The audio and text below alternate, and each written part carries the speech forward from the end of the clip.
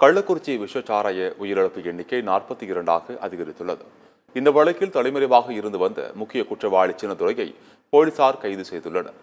கள்ளக்குறிச்சி மாவட்டம் கருணாபுரம் பகுதியில் விஷச்சாராயம் குடித்தவர்களுக்கு வாந்தி, மயக்கம் உள்ளிட்ட உடல் உபாதைகள் ஏற்பட்ட கள்ளக்குறிச்சி, விழுப்புரம், சேலம், புதுச்சேரி ஜிப்மர் மருத்துவமனைகளில் அனுமதிக்கப்பட்டுள்ளனர்.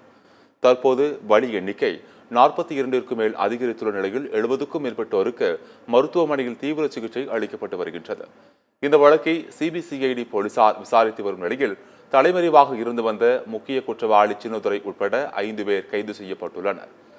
விஷச்சாராயம் குடித்து உயிரிழந்தவர்களின் குடும்பங்களுக்கு தலா 10 லட்சமும், சிகிச்சையில் உள்ளவர்களுக்கு தலா 50,000 ரூபாயும் தமிழக அரசு நிவாரணம் அறிவித்துள்ளது. விஷச்சாராயம் குடித்து கள்ளக்குறிச்சி மருத்துவமனையில் அனுமதிக்கப்பட்டுள்ளவர்களில் 22 பேர் உயிரிழந்துள்ள நிலையில் 7 பேருக்கு தீவிர சிகிச்சை அளிக்கப்பட்டு வருகின்றது. சேலம் மருத்துவமனையில் 10 பேர் உயிரிழந்த நிலையில் 36 பேருக்கு சிகிச்சை பெற்று வருகின்றனர். விழுப்புரம் மருத்துவமனையில் அனுமதிக்கப்பட்ட 4 பேர் உயிரிழந்துள்ளனர்.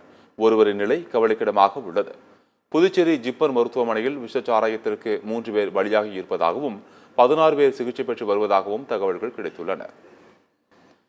கள்ளக்குறிச்சி அருகே கருணாபுரத்தில் விஷச்சாராயம் குடித்து மருத்துவமனையில் சிகிச்சை பெற்று வருபவர்களை மருத்துவமனையில் அமைச்சர் உதயநிதி ஸ்டாலின் சந்தித்து ஆறுதல் கூறினார்.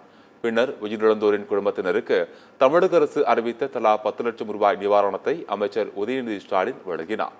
பின்னர் செய்தியாளர்களிடம் பேசிய அமைச்சர் ஏவாவேலு, சிபிசிஐடி விசாரணை அறிக்கை கிடைத்த பின்னர் முதலமைச்சர் கடும் நடவடிக்கை எடுப்பார் என தெரிவித்தார்.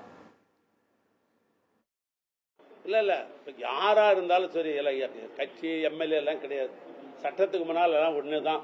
யாரு தவறு செய்திருந்தாலும் அது இந்த சிபிசிஐடி என்கொயரி வந்ததுன்னு சொன்னாக்கா அவங்க மேல கட்டாயம் முதலமைச்சர் நடவடிக்கை எடுப்பார். ஒண்ணு.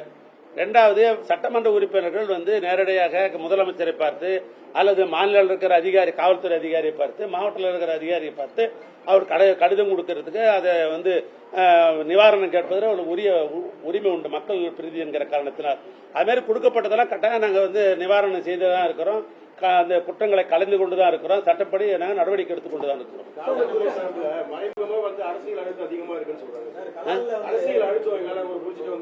இல்ல, அது பேச்சு வாக்கில் போனா சொல்ல முடியாது. அது ஆதாரபூர்வமா நீங்க புகார் அடிப்பில் கொடுத்தா கட்டாயம் என்கொயரி பண்ணணும், அதுக்குரிய நடவடிக்கை எடுக்கணும்.